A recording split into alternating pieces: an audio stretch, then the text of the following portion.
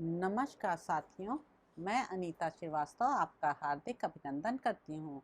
श्रीमद् वाल्मीकि रामायण में आज का प्रसंग है, मार्ग में अनेक प्रकार की आशंका करते हुए लक्ष्मण सहित श्री राम का आश्रम में आना और वहाँ सीता को न पाकर व्यथित होना।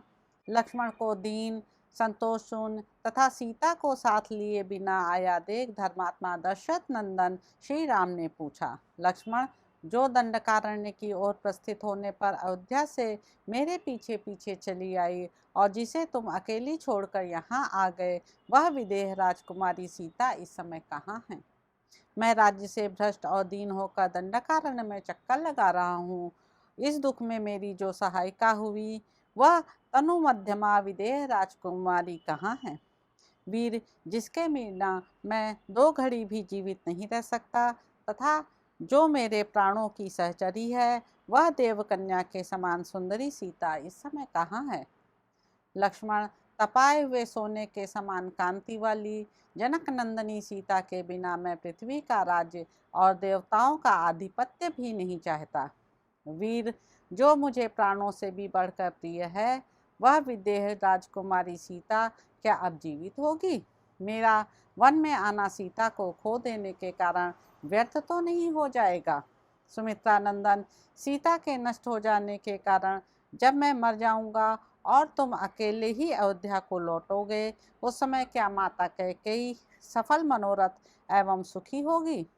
जिसका इकलौता पुत्र मैं मर जाऊंगा, यह तपस्विनी माता कौशल्या का पुत्र और राज्य से संपन्न तथा कृतकृत्य हुई कैकेयी की सेवा में विनीत भाव से उपस्थित होगी।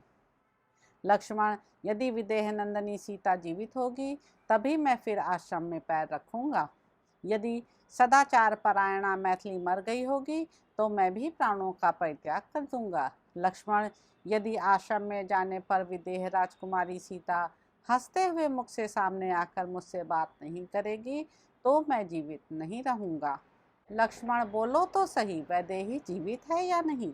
तुम्हारे असावधान होने के कारण राक्षस उस तपस्विनी को खा तो नहीं गए, जो सुकुमारी है, बाला है तथा जिसने वनवास के पहले दुख का अनुभव नहीं किया था? वह वैदेही आज मेरे वियोग से व्यथित चित्त होकर अवश्य ही शोक कर रही होगी। उस कुटिल एवं दुरात्मा राक्षस ने उच्च स्वर से हा लक्ष्मण ऐसा पुकार कर तुम्हारे मन में भी सर्वथा भय उत्पन्न कर दिया। जान पड़ता है वैदेही ने भी मेरे स्वर से मिलता जुलता उस राक्षस का स्वर सुन लिया और भयभीत होकर तुम्हें भेज दिया, और तुम भी शीघ्र ही मुझे देखने के लिए चले आए। जो भी हो, तुमने वन में सीता को अकेली छोड़कर सर्वथा दुखद कार्य कर डाला। क्रूर कर्म करने वाले राक्षसों को बदला लेने का अवसर दे दिया। मांस भक्षी निशाचर मेरे हाथों खर के मारे जाने से बहुत दुखी थे। उन घोर राक्षसों ने सीता को मार डाला होगा, इसमें संशय नहीं है। शत्रुनाशन, मैं सर्वथा संकट के समुद्र में डूब गया हूँ।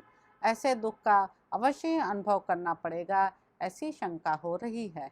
अतः अब मैं क्या करूं? इस प्रकार सुंदरी सीता के विषय में चिंता करते हुए ही लक्ष्मण सहित श्री रघुनाथ जी तुरंत जनस्थान में आए। अपने दुखी अनुज को कोसते एवं भूख प्यास तथा परिश्रम से लंबी सांस खींचते हुए सूखे मुंह वाले श्री रामचंद्र जी आश्रम के निकटवर्ती स्थान पर आकर उसे सूना देख विषाद में डूब गए। वीर श्री राम ने आश्रम में प्रवेश करके उसे भी सूना देख कुछ ऐसे स्थलों में अनुसंधान किया जो सीता के विहार स्थान थे। उन्हें भी सूना पाकर उस क्रीड़ा भूमि में यही वह स्थान है जहाँ मैंने अमुक प्रकार की क्रीड़ा की थी, ऐसा स्मरण करके उनके शरीर में रोमांच हो आया और वे व्यथा से पीड़ित हो गए। तो इस प्रकार साथियों, अरण्य कांड में निहित 58वां सर्ग यहाँ पर समाप्त होता है। अगले अंक में आप जानेंगे कि किस प्रकार श्री राम और लक्ष्मण की बातचीत हुई। तो अब आपसे अगले अंक में मुलाकात होगी। मेरे YouTube चैनल संवाद विद अनीता को लाइक करें, शेयर करें, सब्सक्राइब करें। धन्यवाद साथियों।